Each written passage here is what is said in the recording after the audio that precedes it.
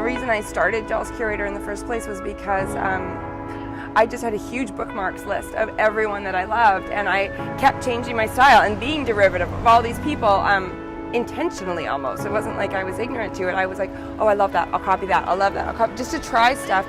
And I felt schizophrenic, like I could never find like, well, who am I, and like what am I trying to do, and what is my style? I didn't have any. At the same time I was thinking I would like to be a curator, and I looked into going to university to do it, and I thought at this stage in my life I don't have time or the money to do that.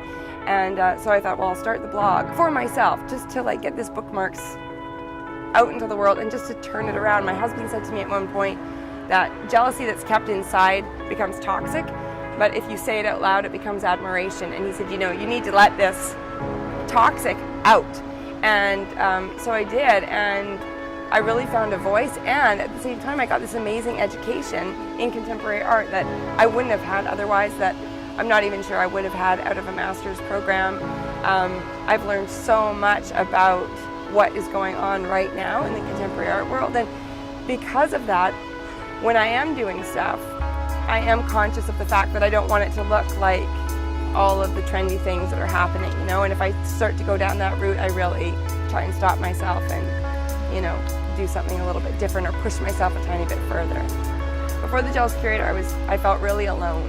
I lived in Toronto for 10 years, and so I really knew that community, and when I came to Vancouver, I really didn't know anybody in the art scene at all, and right around that time I had my son, so I was feeling very much like, who am I? Am I a mom? Am I an artist? Can I be both?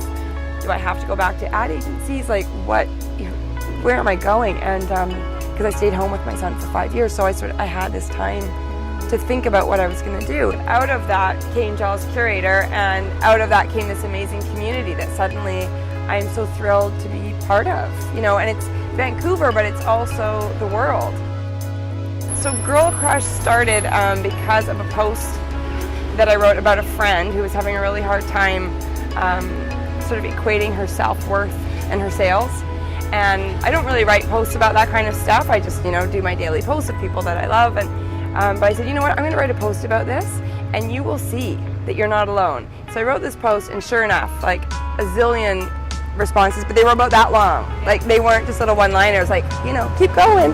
They were like, me too, and successful working artists that, you know, were like, yes, I feel like that all the time. And so I was up there responding to all these comments, and I thought, oh, like in a few days this post will be old, and you know, it'll be, or people will be on to other things. And I thought, I want to keep this conversation going. How, you know, how do I keep it going? And I was like, oh my gosh, I'll do workshops. At the same time, I was writing a column on sfgirlbybay.com called Girl Crush, and I'd written about Allison Fox from Austin, and she had just put out a line of dishware with her illustrations on it. And I jokingly said in the post, oh, you know, we could do a Girl Crush tea party. And I got so many emails saying, I'd go to a Girl Crush tea party. So I thought, okay, that's what it is. Hi, I'm Danielle Krysa, and I write an art blog called The Jealous Curator.